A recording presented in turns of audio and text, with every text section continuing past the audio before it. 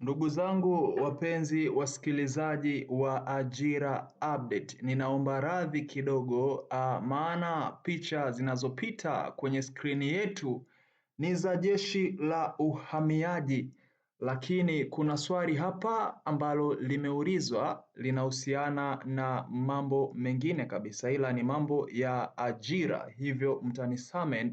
Nimekosa muda wa kuandaa template ambayo itaendana na kitu ninachokiongea. Niwieni radhi. Ninaomba nisome hili swali. Anaitwa Ali Shabani. Anasema kwamba kaka, kwani hujawahi omba nafasi nyingine za vyombo vya ulinzi zaidi ya Jeshi la Polisi? Tupe ronja na kwingine, maana ulisema ushawahi omba mara 2 Jeshi la Polisi. Yes, iko hivi. Anatamani kufahamu ronja za majeshi mengine. Sasa leo ngoja tuongee kidogo uhalisia wa majeshi ulivyo. Nimewahi omba lakini sikuwahi fanikiwa kuajiriwa. Maybe muda wangu ulikuwa hujafika, lakini nikafanikiwa kuajiriwa kwenye sekta nyingine tofauti na Jeshi la Ulinzi. Sasa naomba tuongee kidogo. Tukiangalia Jeshi la Polisi, Jeshi la Zimamoto, Jeshi la Magereza, Jeshi la Uhamiaji, Jeshi la JW, yani JWTZ. Iko hivi. Kwanza tuzungumzie kwenye urahisi wa kupata kazi. Kwangu mimi na uzoefu wangu, majeshi ambayo ni rahisi sana kuingia, moja ni Jeshi la Polisi.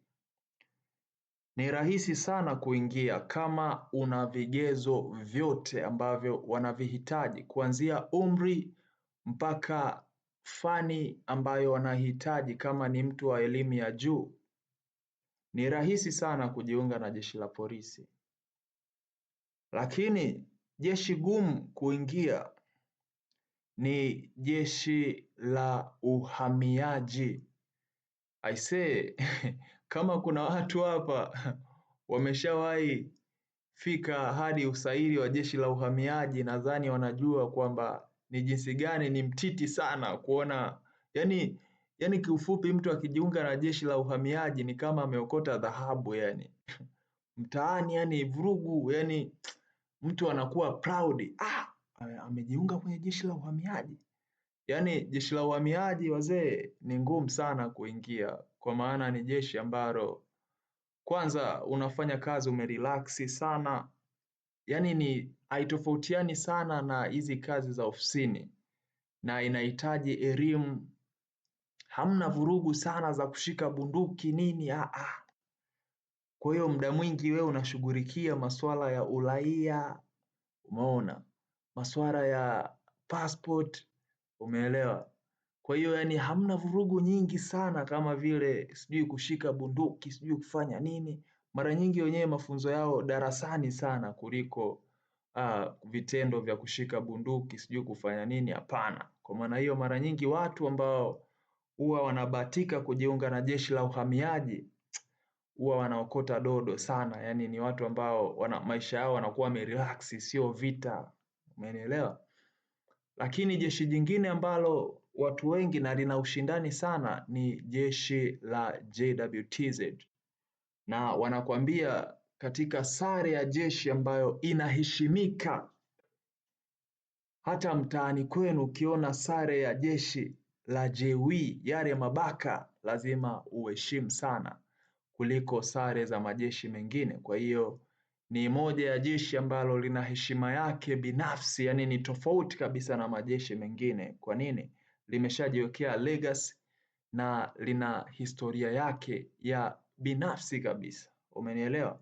Kwa maana hiyo ndugu yangu, kukupa ronja, nitakupa ronja kinamna hiyo, kwamba majeshi yanatofautiana kwenye wingi na uchukuaji wa watu. Mara nyingi Jeshi la Polisi ndio jeshi ambalo watu wengi wanaenda na wanapita kiurahisi sana, lakini kuna majeshi babu kama jeshi la uhamiaji mzee, au kitoboa kule, we mwanaume, we mwanaume. Kwa hiyo mara nyingi sana jeshi ambalo ni kuna kamzozo kidogo kujiunga, jeshi la uhamiaji. JW mara nyingi hata majina hawatoi, hata majina ya kuitwa kwenye usaili, wao wanakupigia simu, wao yani washajiwekea mfumo wao binafsi. Umenielewa? Kwa maana hiyo ndugu yangu, hapo kukupa ronja zaidi ngumu sana. Labda nikwambie tu kwamba kuna urahisi wa kuingia kwenye jeshi la polisi, kuna ugumu sana kuingia jeshi la uhamiaji, pia kuna urahisi kidogo kwenye majeshi haya ya zimamoto, magereza, lakini mara nyingi sana jeshi la polisi watu wengi ndo wanatumbukia huko, wengi. Iko hivyo. Asante. Kama utakuwa na story ya kushare, tukutane kwenye comment section. Chao.